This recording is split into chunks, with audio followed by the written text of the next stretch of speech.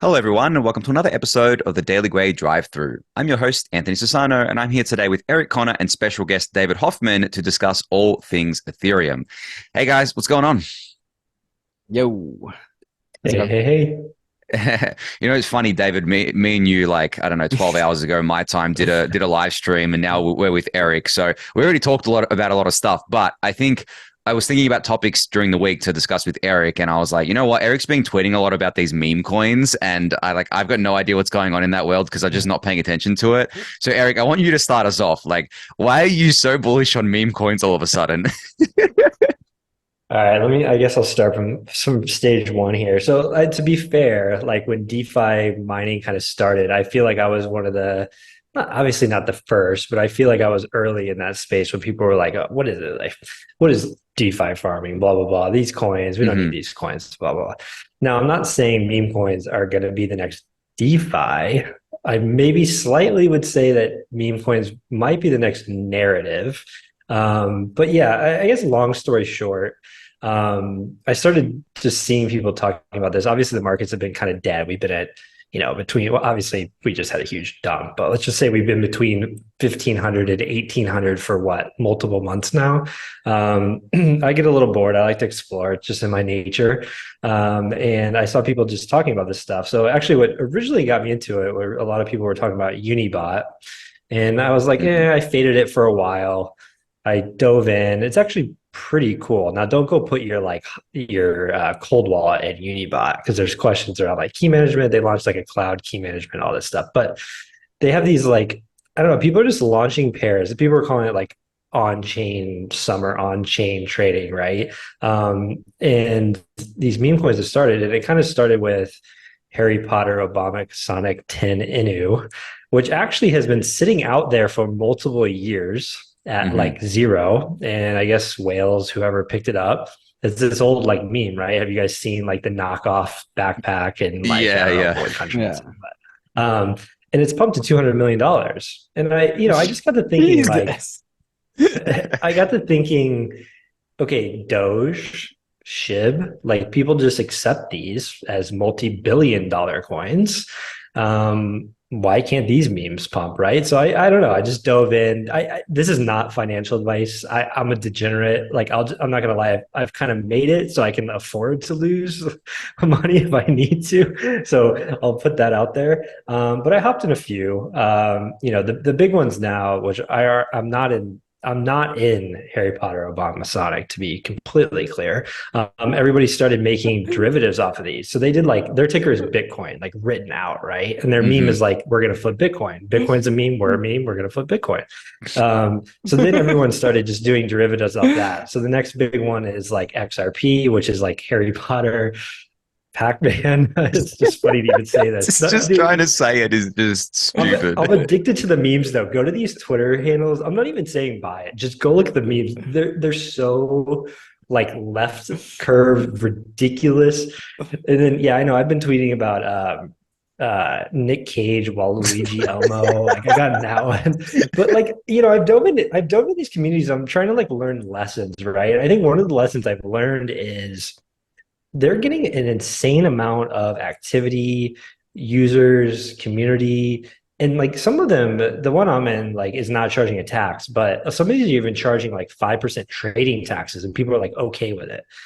So there were some tweets out there the other day. I think David, you're involved in the thread, but like can we apply some of this knowledge to like public goods or like protocol funding and stuff? And I think every meta that pops up, every like new meme, new narrative that comes around, I think from like an Ethereum protocol perspective, we can like learn things, right? Like why are people pushing meme coins to 200 million in Doge and SHIB's case, like billions of dollars? So I've been dabbling, but there's some stuff to learn here. I think I've been deeper than both of you, but I'm sure you guys have seen it, popping on Twitter and stuff. Curious to get your thoughts, but like really what this is just something I'm dabbling in. And at some point, I'm sure, I don't think they're going to fade away. I really do kind of see this as a new crypto meta. But like, can we learn things from this? I guess that's the real thing I'm trying to take away from it myself. Hmm. I don't think we should really ever doubt the power of memes in this industry. Like Anthony said, we have Doge. We have, or no, Eric said we have Doge. We have SHIB.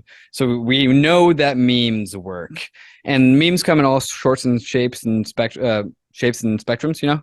And like we have a meme. It's called ultrasound money, right? And that's a different kind of meme. And so it's memes of all types and flavors. And I think like as crypto develops, it's like civilization side of things. Like there's very just like robust, like stable cornerstones of crypto that are high trafficked, that are just totally safe, that is going to be like the civilization of crypto. The weird frontier of crypto, it has gotten even further. And this is just like the furthest, weirdest frontier of the corner of crypto. There's always going to be there. It's always going to be. There's always going to be this weird section of crypto that just like rears its head every now and then. Mm-hmm. I think on Eric's point about like the public goods stuff and potentially using it for public goods funding, this is actually something that I was thinking about. It's kind of creating these meme coins and then generating like a lot of hype around it, right? A lot of marketing around it, and being pretty explicit that it's a meme coin, but then also just having like all of the trading fees going to the protocol guild, like automatically. There is no intermediary. It's just like, hey, the inbuilt smart contract trading fee just automatically redirects the fees to the protocol guild and never touches the creator's wallet or anything like that. And that alone, if you really think about it, could actually end up funding public goods with more money than years worth of Gitcoin grants rounds. Even though I love Gitcoin grants, I think the memetic kind of side of things is just so powerful. And if you applied it to the Harry Potter coin, whatever, I don't even know how much trading fees that they kind of accrued, but it would probably be in the many millions at this stage. And that would quickly dwarf everything that has gone to the Protocol Guild. The Protocol Guild has been able to attract a sizable chunk at this point. I think it's 10, 15 million or something like that. Mm-hmm. But could you imagine that getting just dwarfed within like a few weeks during a bull market where everyone's just crazy trading these things? And it's that concept of turning like that degeneracy into regeneracy, where essentially people are going to do this anyway. So let's redirect that energy into something that actually benefits the ecosystem. And we do it with the ETH burn, right? Like every time a transaction happens on the network, ETH gets burned. And that is, I guess, a roundabout way of doing it, where essentially, obviously, no one is getting the ETH that's burned. It's just burned, but it kind of makes the value of ETH more resilient. We've seen that play out during the bear market, how ETH has held up much better against Bitcoin than it did last bear market, which I think is really the story to tell there when it comes to that stuff. And that's the thing that interests me most. And I think people miss that because they just see the meme coins and they're just like, oh, this is a scam, blah, blah. I'm like, yeah, okay. I mean, some of them are probably, a lot of them are scams, right? A lot of them are just get rich quick schemes and everything like that. But I think if you be explicit about what it is, it's just a meme coin. It's just something you can gamble on. It's literally the same as going to the casino and playing the slot machine, right? Maybe you pick the one that actually pays out. Maybe you pick the one that doesn't pay out. And it's just the way the game goes. But I think, yeah, people's main concern or like my main concern with it usually is when it's marketed as something that it isn't. And a lot of these things do that because they know that once one narrative runs out, they have to come up with another one. But if it's really just like a meme coin game or a gambling kind of casino game, I don't consider anything to be wrong with it, to be honest. So there's a project that did the whole tax on transaction fees. The whole cult DAO thing is that. Mm-hmm, and so like it's a whole like we are a shitcoin army. We're gonna meme this thing. It's gonna be a meme. Everyone's gonna talk about cult, and all the transaction volume is gonna put 5% tax into the treasury. But I do wonder if just like the actual commitment to public goods is like an anti-shelling point for degeneracy in crypto. As in like, oh, they're about public goods. Well, that's not bullish. I'm gonna go off into the weird Inu Harry Potter Obama coin. Right. I mean, the one thing I've realized is, I don't know if a lot of the NFT space moved over to these or what it is, but so there's a couple of tools that you can like plug the contract in, like Token Sniffer. And so there's like 3 checkpoints. So if anybody's even thinking about doing this, first, there's 3 main checkpoints. Is the LP burned? So like if like the dev provides the original LP, you got to make sure it's burned or they can rug pull the whole thing. Does the contract have an owner? That's a big one because if it has an owner, like they can rug pull it. And then is there tax on it? Now, a lot of these have like 2, 3, 4, 5% tax. I prefer to, if I'm looking at them, 0% because I'm over time, I don't think the tax thing is very sustainable. But what I've realized in just like being in these communities is no one really looks at the contracts or knows how to look at the contracts right now. So what if somehow you started a narrative of, hey, what if it was cool to like hide the 1% tax in there to go to public goods? Like you don't know. Like that could be a thing.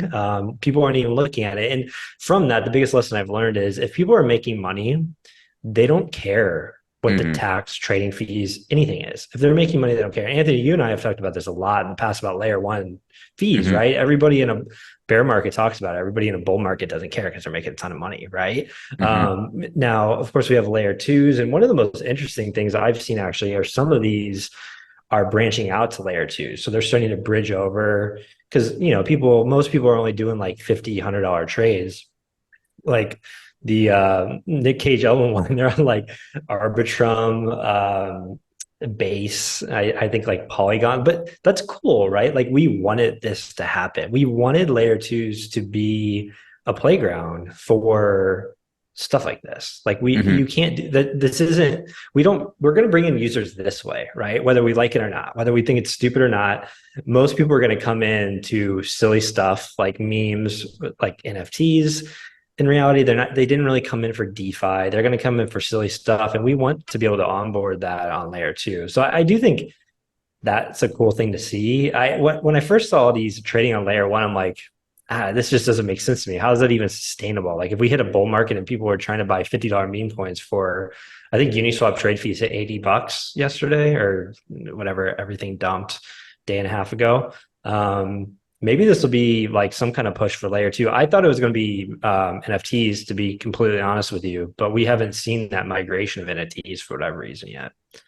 Hmm. Yeah, I think the NFT thing's always funny because I think what NFTs did is that they front ran like years worth of price discovery because they just went so crazy in 2021. And now like no one wants to touch them because it's all just the same money right now, right? It's not new money coming in that hasn't been burned by NFTs or hasn't already played with them.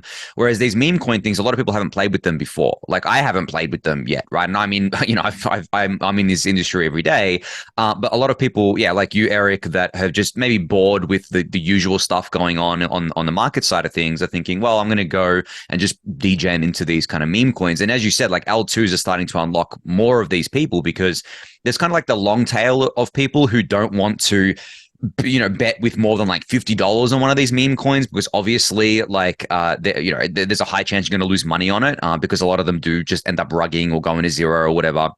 So obviously, if you have to spend extra money on gas fees and stuff, it just kind of makes your bankroll go lower and lower, and then it just doesn't become worth it. And yeah, it's funny that like the base started off with this kind of meme coin before they were even live with Bold token, right? And what ended up happening was exactly what you said. The LP was rugged basically, and then the whole thing Yeah, by kind a of Uniswap crashed. employee. Yeah.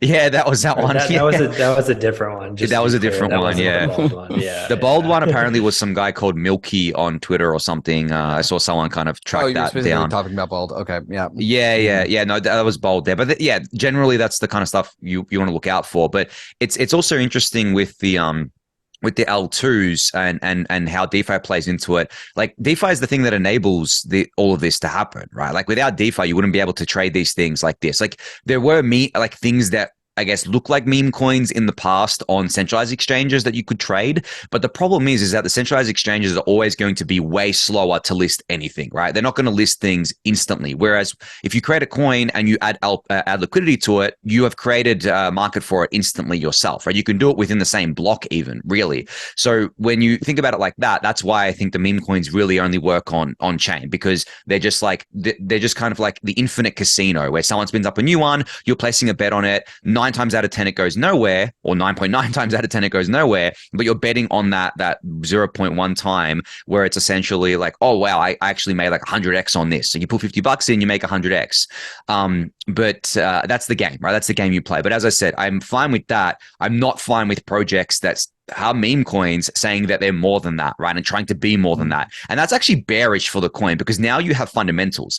And for a meme coin, fundamentals are not bullish because you rely on a narrative. If there's a reality, then and then everyone kind of sees the reality and they're like, okay, this is bearish now. It's like what happened with Cardano. Cardano was a meme coin until they did smart contracts. Now people are like taking it more seriously, where they're like, oh, smart contracts were delivered and Cardano didn't actually get much adoption or any adoption really, and then ADA kind of fell pretty hard, right? So I think, yeah, fundamentals not bullish for meme coins, but maybe, I don't know, Eric, if you've got a different view on that, but that's kind of my view. I mean, I 100% agree with you. I do. Like in a way, Ethereum's hit with that. If I'm being completely honest, like Bitcoin is literally just a meme coin, and ETH delivers and has narratives, and not that it gets hit for that. Obviously, we're doing just fine, but I think It Bitcoin has doesn't trade decided at a stupid multiple. right. Yeah, right. And Bitcoin has just decided, hey, we're never going to like promise to deliver on anything, and it's worked out for them. But I mean, one of the funny things I've thought about too in this is like all this stuff is kind of just repackaging the same thing. Like in a way, NFTs were just meme coins with like art attached, right? And in a Mhm. way, DeFi was not meme coins or NFTs. Like obviously there's a lot more building there, but there were also, I mean, like 95% of DeFi protocols are down like 90+%, right? So in a Mhm. way, like all this stuff is oddly just repackaged. I agree with you, Anthony, like gambling casinos, right? But I think we had a tweet thread back and forth that we should talk about this in the pod, and I kind of started with like I'm hyper bullish ETH because it is the world's casino. Mhm. Like this is where people come to gamble, speculate, everything. And I think early on, Ethereum community didn't embrace that. I'm starting to see it more and more. But as an ETH holder, purely staker, that's the most bullish narrative I could pretty much ever think of. That we are the platform for where people come and speculate and do this stuff. Yeah, and I think the main criticism of that has been that because of the way block space bidding works, what ends up happening is that the speculative use cases price out everything else at layer one, right? And this is where layer twos come in and start fixing these things, because obviously you can't build a payments network on layer one, right? You can't build like peer-to-peer payments and micro payments or whatever on layer one. You can build it on layer two, but there's still kind of some issues there. And honestly, I think that layer two fees are going to be very cheap after 4844 goes live, but it's still the same kind of thing where it's like a bidding war basically, and it depends on the speculative stuff. So then you start building other things even at higher layers, like layer threes, for example, where you can just have like a payments layer three, and then you can do everything that you wanted on that layer, and that you don't have to kind of like share the block space, so to speak. And I know there's other ways to deal with this, with kind of having different kind of fee markets for different kind of types of transactions. That's exactly what EIP 4844 is. But the problem becomes is that like the speculative stuff is always going to outprice everything else, just simply by virtue of if you stand to make like $1,000 from a transaction, especially if you're like an MEV bot, you're going to spend $999 on a fee. Because like if you're doing that 1,000 times a day, you're making some good profits like from an automated bot. And that's exactly what happens with MEV. That's why the prices, the gas fees end up kind of spiking very high, is because if there's money on the table, you're willing to spend whatever it takes to get that, to inch out that profit. And yeah, that's what's happened at layer one. Just the gas fees are high because of speculative stuff. The higher kind of value stuff prices out the lower value stuff. But I think we solved that with layer twos and higher layers based on there. But that's not to say that the meme coins, as we were discussing, won't be on layer twos and stuff like that. But it makes it so that you don't have to be priced out by that at kind of layer one, which I am generally very bullish on, and the whole roll-up centric roadmap obviously falls into that. I don't know how sustainable like this particular iteration of meme coins are.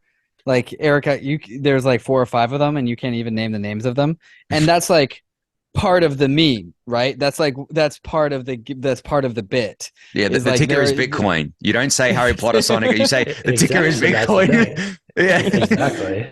But Yeah. like Yeah. as a meme, it violates one of the major laws of memes is that you're supposed to be recognizable and easy to digest and easy to pass along. Like you're supposed to be viral.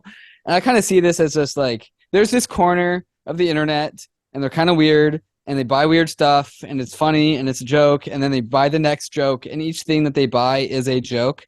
Like I would categorize Miladies in this category as well. It's like it's part of that weird corner of the internet, and they just rotate. And this is like the next iteration. It's like these weirdly long spelled childhood memory meme coins with like actual crypto as their ticker.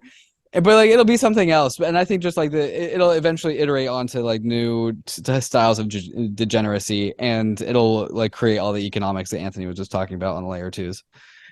Yeah. I mean, isn't this the beauty of Ethereum though? Anybody in the world can spin up their own economy in like 2 seconds and we just Yeah, Hmm. can right. do weird shit with it. Like I feel like humanity has needed this. Like humanity loves speculating and like crazy Yeah. markets and it's just the perfect platform for it.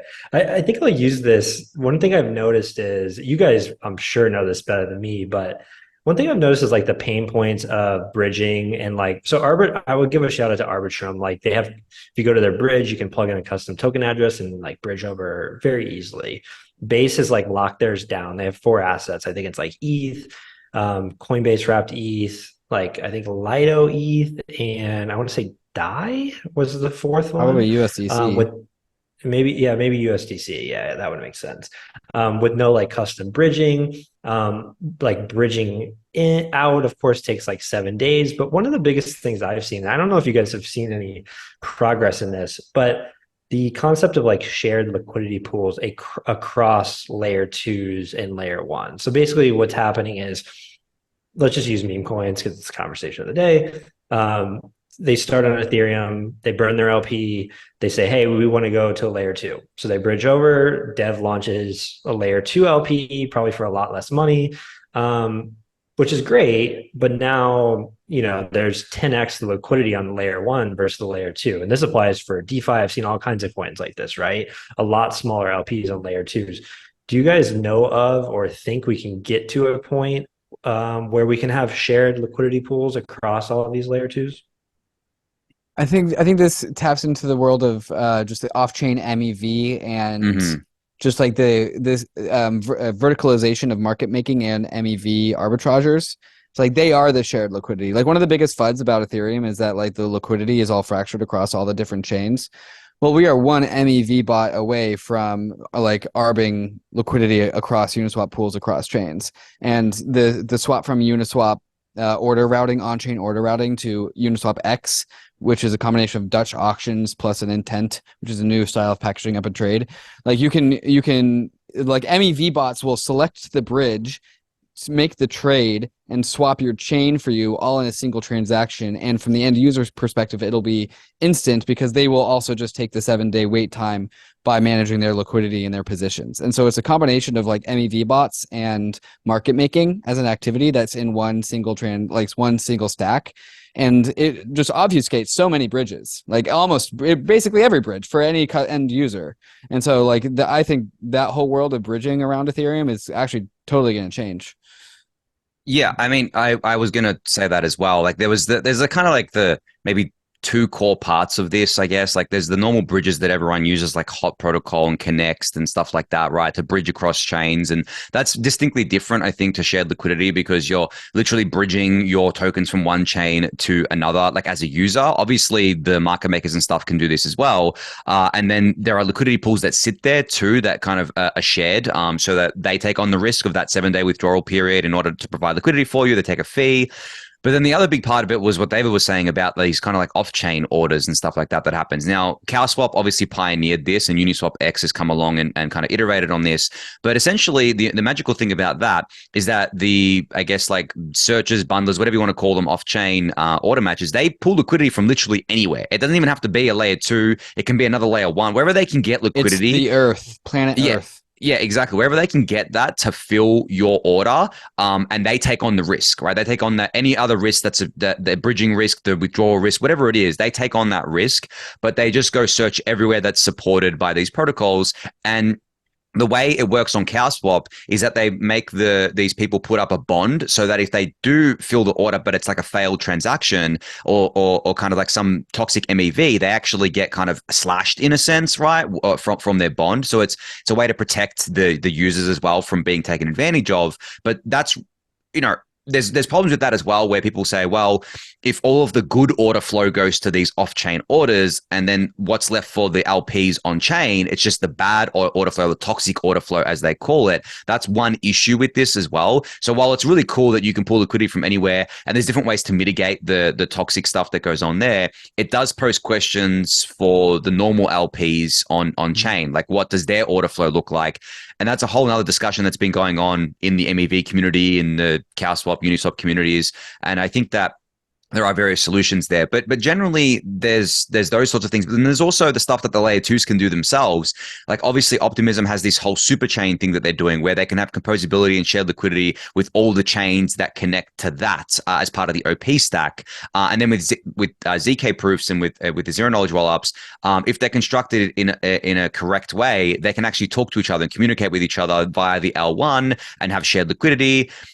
This sort of stuff, I think, is that technical hurdle. It's not really something that can't be solved, but it's also demand. Like, where is there enough demand to justify building this thing? Right now, I think that with the liquidity concerns, it's not really a big concern. Like, I don't really see people complaining about it. They just bridge across, and bridging is relatively easy. Yeah, maybe you have to wait a few minutes, but no one really cares if you have to wait a few minutes, right? And all the concerns around the 7-day withdrawal period, I don't think really any regular user is actually going through the normal 7-day withdrawal kind of thing. Because for them, it's like, Right. If it's a big amount I of don't money, think I've maybe ever done that. no, I haven't done that. I mean, I don't have a lot of money on L2s right now, and I've said this on my show a lot, where I basically said that I can't trust a lot of money on there right now, just because a lot of them still have their training wheels on. But if I was to have like 50% of my net worth on an L2, I'm probably not going to go through the bridges and eat the fee unless I really need to. I would go through the 7-day withdrawal period, but most users aren't doing that. They're just like, I'll eat the fee. Who cares? Because it's their expected value is more because they're bridging to somewhere where they think they're going to earn more money, so they're paying that fee, and that's where obviously the LPs come in and they fill that hole and they take on the risk and stuff. But yeah, the 7-day withdrawal period was so overblown. I'm sure you guys remember how much fight there was about that, and how it's like it's going to be the killer of optimistic rollups. Like, and now no one even talks about it. We talk about it, but like I've seen no one else talking about it. Yeah. I think the whole like cross. Sorry, go ahead. Go ahead. No, you go, David. I think the whole just like cross-chain UX issues, cross-chain liquidity synchronization, like time across bridges. Like there's no silver bullet here. It's just a problem that will be like killed by the death by 1,000 cuts, right? We're gonna find 10 like different ways to make this whole system better, and then all of a sudden it's just the whole system is going to become invisible. Yeah, I mean that's one of the cool things about, like, I mean, we can joke about NFTs, meme coins, DeFi, whatever. One of the cool things about the experimentation that happens is testing these systems, right? Like, in a way, the meme coin mania might give us great examples of where the holes are in like user experience when it comes to layer 2, right? Like, does bridging off on base? Oh, my tokens are stuck. Like, I can't even use the bridge for it. There's no UI for it. Like, maybe people don't realize that until they get there. I know a lot of people don't realize there's a 7-day wait. And like, we know hot protocol, we know connects, we know these options, but like a normie who Coinbase onboards on to base and then they buy a token, and now what? Say you're like, okay, well, actually the LP looks way better on Ethereum. I want to move this over to Ethereum. Either A, they're one of the 4 approved tokens in the UI, or, I mean, you can go through the contracts, but I mean, it's a disaster, right? No normie's ever going to figure that out. So there are some like pain points, right, that I think everyone's still realizing. But yeah, the 7-day thing, and instantly like hot protocol and all these figured out, just using pools and whatnot. But there's still a lot. The cross chain trading and liquidity pool stuff across chain would be a big breakthrough, I think, because fragmented liquidity does suck for the end user. The best price for now is always going to be on Ethereum if you're trading in size, because there's like a couple coins that are like Arbitrum only. That's actually another thing I've learned in this. There are actually people that live on a layer 2 and that's it. There's people that live on Arbitrum and refuse to touch Ethereum. And they don't refuse, but they're just like, the fees aren't worth it. Why do I need to? The bridge fees aren't worth it. Yeah, exactly. Yeah. So they're like, oh, this coin launched on Arbitrum. I'm going to trade it because it's something new, right? And I wasn't able to like trade it on Ethereum. So there's all these worlds out there. I mean, Andy, this is something you and I talked about a long time ago when NFTs launched. It's like ETH went from just like ETH and trading to now you had NFTs, all these silos. I feel like now there's, I know you guys are still doing this full time, like tracing it all on the podcast and stuff, but there's like 15 silos, I feel like, at this point. There is, and it's very hard to keep up with everything, even though like I try to keep up with as much as I can. Like the NFT stuff was just kind of crazy for me, and it still is. Like I look at it, and I know you both of you spent more time in it than I did. I know, Eric, you were pretty big on NFTs generally, but I look at it from the outside looking in, and I'm like, God, it just looks like tokens with pictures, as Kobe said once upon a time, like They altcoins with were. They're pictures, just right? Yes, Yeah. they are. It just looks In like fact, the that. best ones are those. Yeah, yeah, exactly. And then I look at that, I'm like, you know what? I've done this so many times before. I've played this game. This is just not interesting to me at this point in my life. But I get why people are interested in it. I get why people get attached to it more than a token. There's that whole concept of marrying the bag. Like marrying your NFTs even more, I guess, is even stronger because it's a picture, right? You can relate to it like as a human, like you've got an emotional attachment to it, especially if it's your profile picture. It's an even bigger emotional attachment.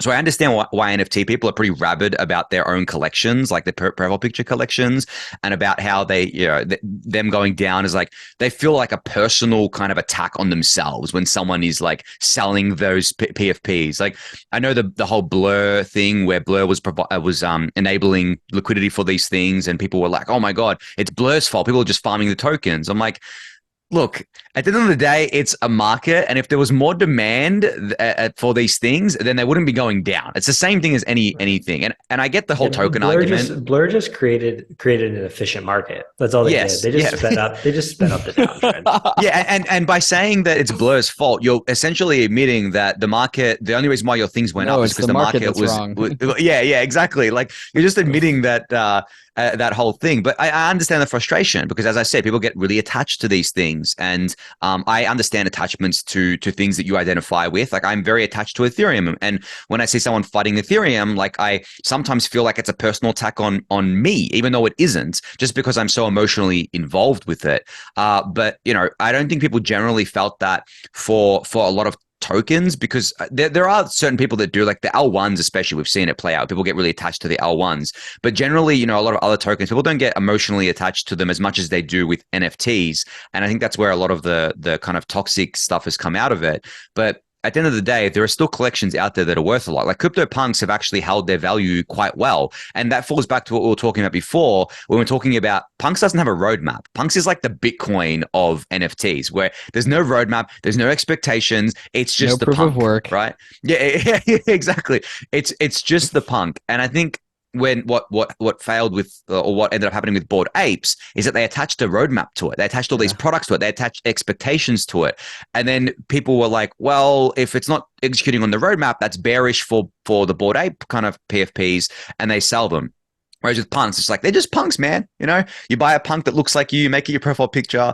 So that's me looking the outside looking in. But like I'm sure you guys have your own opinions on this. But generally, yeah, I don't spend too much time in the NFT ecosystem. And anytime I talk about NFTs as well, people kind of like come at me and like, you don't spend any time in our ecosystem. How can you have opinions on this? I'm like, well, because I know what markets are like, and markets. It doesn't matter what asset it is. It's the same thing. It's exactly the same thing every time.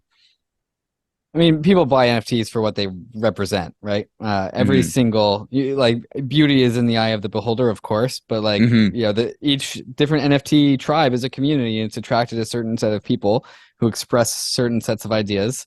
And if you vibe with those ideas, maybe you want to buy one of those NFTs, right? It's like there are sneakerheads, there are watch people, and there are NFT people. And why did I buy a CryptoPunk? Oh, because one day on Twitter, I saw somebody give a take that CryptoPunks are for ETH maxis who bought Ether really early. I'm like,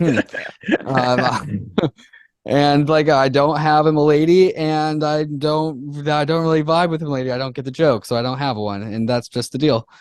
Mm-hmm. Yeah, exactly. Yeah, I definitely think long term NFTs. So I actually have a theory on NFTs that the next cycle will be around one of one art. So I think PFPs was like the meme coin launched NFTs, right? And it got ridiculous. And then I 100% agree. Every single NFT that had a roadmap got destroyed. I mean, the ultimate examples, of course, being like Bored Apes, Moonbirds, Doodles. They all have these big promises, roadmaps. And like, Pudgy Penguins is the exception.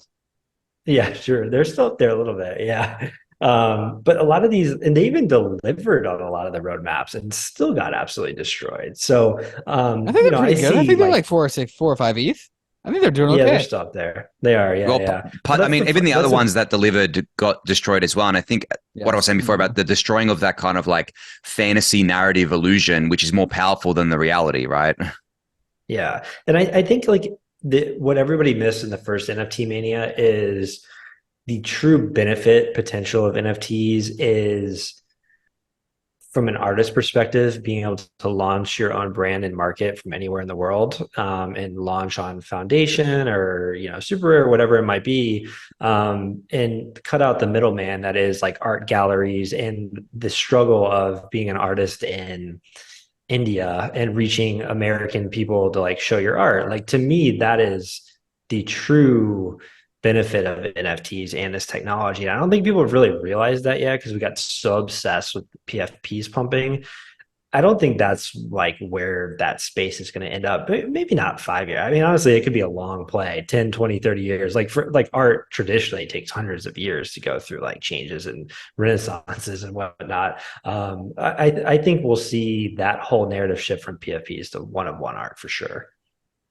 And yeah, and I think it's the PFPs is one of one, and then there's also the collections as well of like artists. Like DC Investor speaks a lot about this on Twitter, where he's got these collections that he has acquired, and he's acquired the pieces that he believes are grails as they call them, and it's all about, I guess, like the memetics of it. Like, do enough people think that these things are cool collections, are valuable collections, like vibe with the artist, they vibe with the culture of it, and it's kind of, as you said, like it's in the eye of the beholder at the end of the day, whether these things succeed or die, but that can change over time. Like there is obviously with Vincent van Gogh, a lot of his paintings were considered crap when he was alive, and then he died, and then over time they became some of the most valuable art pieces in the world.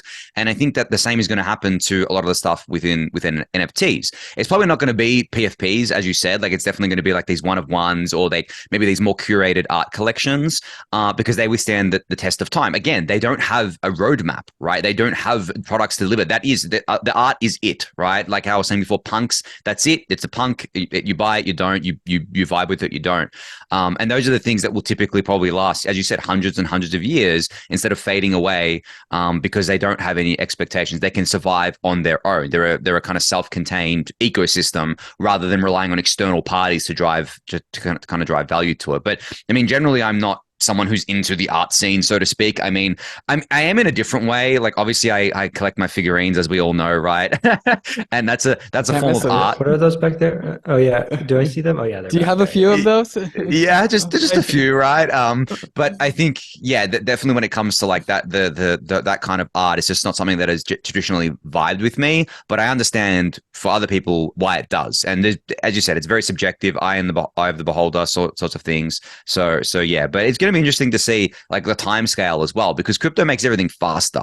Like, will it make this faster? Like, or will this just be another thing that takes 100 years to play out, like traditionally art has? There's a certain amount of irony of Anthony Sassano saying, I'm not NFTs, they're not really for me, with an army of figurines behind him in his room. But I think I've explained before that like it's more about the vibe, like the physical collectibles being around me, and like that's a vibe. Like, I don't have anywhere to display my digital collectibles in the same on way, Twitter, right? Like, bro. maybe, sorry. On Twitter, man. Yeah, but the thing is that there's like a separation from there. Like, I exist as a person in the physical world, right? Yeah. My figurines exist with me on the same plane of existence. With the digital collectibles, they exist in the digital world. I don't exist there yet, right? I don't have like full AR integration and VR integration. I'm not in that space all the time. You're pretty plugged in, bro. I am, but it's still, I'm looking at a screen, right? It's not like plugged into me. Like, it's a weird kind of thing. I can't really describe it. But until that happens, I think, yeah, if you live in a virtual world, I think it's different. But there have been digital collectibles or things that I've collected in the past.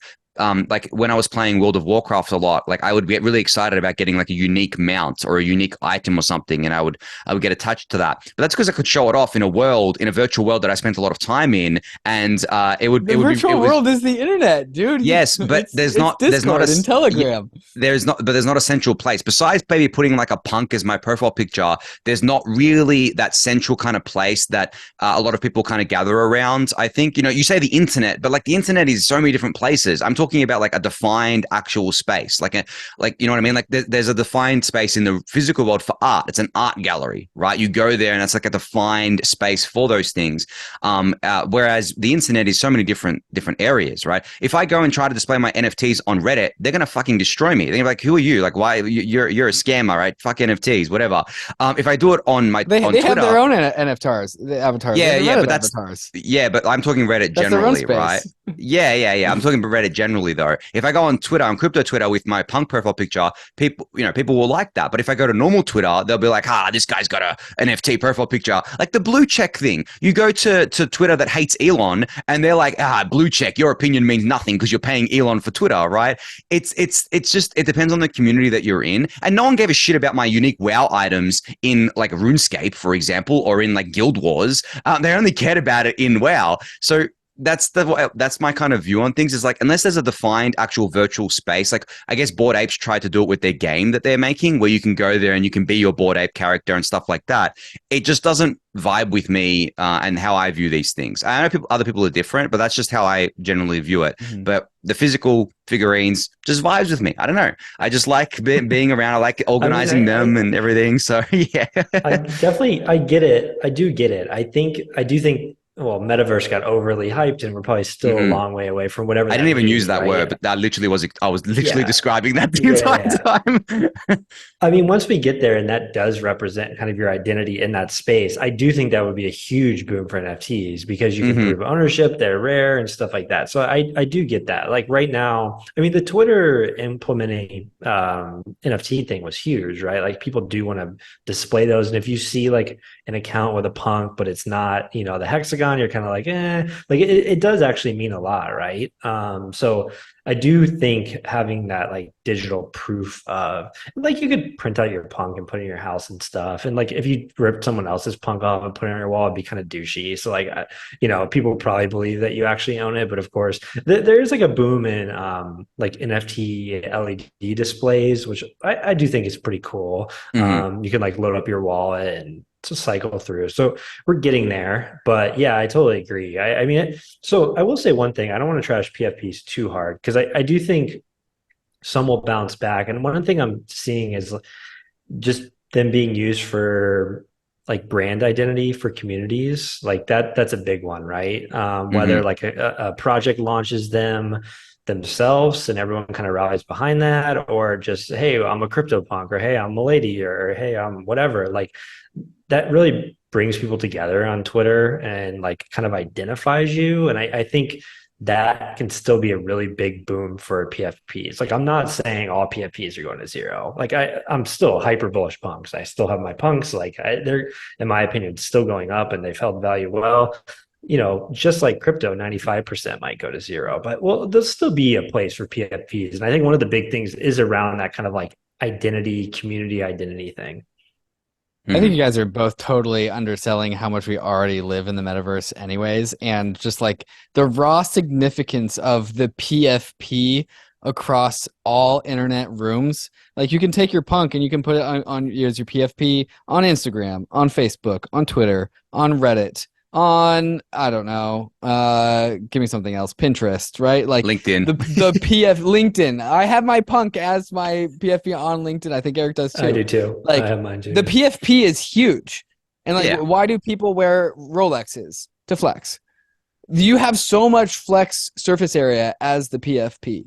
It's like, Anthony, I know you're like, yeah, you need a dedicated spot. I don't think you do, bro. It's like, that's the internet, man. Like, we're on the internet. That is the spot. It is the place. That is the metaverse. Yeah, well, I don't disagree with you, but at the same time, like, yeah, I spend a lot of time online, so to speak, right, and on the internet and things like that. But I still don't like physically feel like connected to that space like I do to my space around me, right? Like, it's a subjective thing. It's not going to be different for everyone, right? And maybe it's a generational thing too. Maybe people that are like younger than us, like in their teens right now, maybe they feel a much stronger connection to the digital world, right? Because it's like they've grown up with it from literally when they were born, basically. Like, I think for millennials, it's a bit different. Like for us, David, are you a millennial, Eric? I don't even know. I think you are. He's an elder millennial. Yeah, we're younger millennials. Whatever the hell that is. You're not that much older than Yeah, you're not that much older than us. You're like 5 years older than me. But Yeah. I 30, think, that's a 30 millennial. 36 in crypto is like, you guys Oh, are yeah, putting you're a me in millennial. nursing home yeah, at yeah, this you're a point. boomer. Yeah, yeah. But I think there's that kind of thing of like we came in like halfway, right? The internet was like booming when we were teenagers, whereas for these people that are now teenagers, it was always Right. there. Right. There was always online. Like Wi-Fi is everywhere for them. You know, they don't even call it the internet; they call it Wi-Fi a lot of the time, right? Because it's just Really? there. Yeah, man. The young people I've spoken to, they don't I've call it heard the that. internet. They say, "Do you have Wi-Fi?" or "I'm on the Wi-Fi," or whatever. Right? It's Yeah, just it's a whole thing for them, right? So they grew I've up with that. heard that. They grew up with tech. They grew up with like iPads and phones in their hand from a Right, young right, age. right, So right, I think right. for them, their connection to it, because it's formulated in their formative years, will be a lot stronger. But for me, being like in the halfway point, I spend a lot of time online. I do have connections in some worlds, but the physical space is still, I don't know, something that I vibe with a lot stronger. And that's why I have a study with figurines in it everywhere and other such collectibles. So and from that perspective, I mean, I wear watches as well. I wear nice watches as well. I mean, Dave, you said it was to flex. I do it for not really flexing purpose. I do it because I love watches. But that's another physical thing at the same time. So I Mhm. think you gotta look at it from that perspective as well. But it's also very subjective. So my opinion is going to be very different to yours, someone else's. Some people are never going to vibe with it. Like my parents are probably never going to vibe with that at all, even though they're online a lot of the time as well. They're a different type of online. My dad's online because he's watching his AFL, which is Australian rules football games, right? He's doing that all the time on his phone and stuff like that. He's watching like clips of people talking about the players and things like that. Whereas like I never do that. But he's never going to go into the NFT stuff. He's never going to go into crypto Twitter or anything like that. So there's different communities. That's why I say saying the internet, it just doesn't really define anything. Like it's just it's too big, right? There's defined areas in the internet for different types of people. Yeah. I mean, I definitely think it'll be the younger generations that adopt NFTs in the long term for what you're both saying. Like you Mm. guys are kind of saying the same thing. David's saying it's already a digital identity to me. Anthony, you're saying you don't quite feel that yet, but you get it.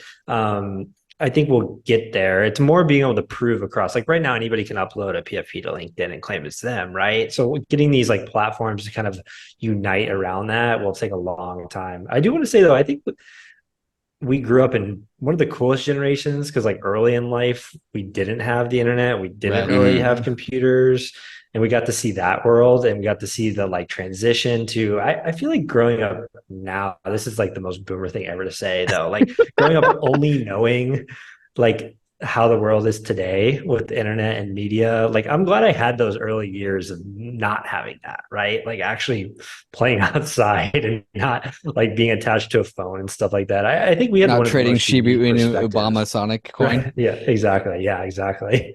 Somehow I Yeah. ended up that there at 36. Go figure that one out. But Well, that's the yeah. thing. You've shown that even boomers can get with the cool kids, Right. right? Yeah. Right. Exactly. Yeah. But that's the thing. Like, it's always going to be the same thing for anything, really. There's always the generational divides and splits for various different reasons. And I think the world just routes around that, and people just pay attention and do and to things that they want to do. But there are those transition periods, right? Those big transition periods that happen, and it takes decades to happen. But then it snowballs pretty quickly, and it becomes just a way of life for people. You know, there are people hundreds of years ago that didn't have anything close to what we have today. You know, it's funny. There's kind of like something that I read where people say even like the poorest person in a first world country lives better than a lot of people, you know, that were considered middle class, I guess you could call them, like 100 years ago or something like that, right? Just because of the stuff that we have access to, and things like that. Like there are literally like homeless people who have phones and the internet. They have access to the same internet that we do, right? They have access to those same kind of services there, and they're living better because of that, right? If you really want to put it in that frame of mind than people did back in you know, even just 100 years ago. So I think society routes around those things and evolves, but there are growing pains for sure, and the growing pains take many forms. But yeah, it's going to be interesting. I would say that overall I'm not bearish on NFTs as a category, obviously, but it's the same with anything. Like I'm not bearish on tokens, but I'm bearish on 99% of tokens, right? Of like ERC20 tokens, because they're not good investments. But the concept of a token is strong. So yeah. It's probably like some very small subset of NFTs are going to come back like 5% or less, and the ones that do are going to be bangers. And then you have Mhm. your safe ones like CryptoPunks. Like I don't think anyone's betting against CryptoPunks, but the No. ones that are deader than dead, some might come back. Punks can become a thing where it's like a generational thing where you hand down your punk to your kid. That's where the value really shines, 100%. right? Where it becomes Yeah, across to be completely generations. honest with you, that's my plan. Like that is my Yeah. plan. Like because Yeah. you hit it the nail on the head. Like to Be me, the it could family heir be punk. yeah. I mean, it could be Yeah. a Van Gogh or whatever, right? So I mean, there's a few things that you know are going to stay and be big, and to me, punks is there's just no doubt about it. Mhm. Yeah. Yeah. Yeah. Be And a yeah. family that's just known to own a punk. It's like, oh, did you hear about the Conner Right. family? They own a Yeah, I mean, punk. Yeah. So the one of the family more heirloom interesting things is, about that, one of the more interesting things about that is how you can't lose. Well, you can lose them, of course, but like a lot of famous art has been just destroyed over Sure. time, right? But one of the more interesting things when it comes to punks or like famous NFT art is that can't happen. Not sure if bullish or bearish. I mean, if you're an actual holder that kept like onto a good piece of art and kept it nice, that would be bullish for you in the past if people lost it. but yeah, the different But quality of things, right? Like can determine their value, and yeah, like that's the trading thing. Like, cards. Yeah. yeah, I mean, the trading card thing's something that I spend a lot of time in. And yeah, there's like a massive jump in price between like something that's rated a 9 and something that's rated a 10. And it depends on the supply and how many of those things are available. But I guess with NFTs, there's the quality issue doesn't exist. It's more of like the traits people look at, right? And there's like, how rare is this trait and stuff like that. By using punks as the example, right, is a perfect example there. The rarest punks are the ones that have like the apes and the aliens, but the quality thing is not, that doesn't exist. I mean, you could program that in at the smart contract level where like quality would degrade over time if your address does something, does an action, or your address has a failed transaction. Okay, the quality of your NFT is now degraded because of that. I don't know. I'm thinking off the top of my head, but generally, I don't think anyone's really going to do that. So yeah, the quality remains the same. Mm-hmm. Awesome. Well, yeah, I think on that note, we can end it there for today. So yeah, thank you both for joining. Thank you, David, for joining as a special guest for today. Yeah, thanks for inviting me, guys. Yeah, we've done a lot of content over the last few days together. Yeah, I've done many podcasts, multiple podcasts inside of the same day, but I've never done multiple podcasts with the same person in the same day. So that's a new record for me. Bullish, my friends. All right. Well, thank you everyone for listening and watching. Be sure to subscribe to the channel if you haven't yet. Give it a thumbs up, and we'll be back next time. Maybe with David, maybe not. I don't know. We'll see. We'll see you next time. But yeah, thanks everyone. Cheers, guys.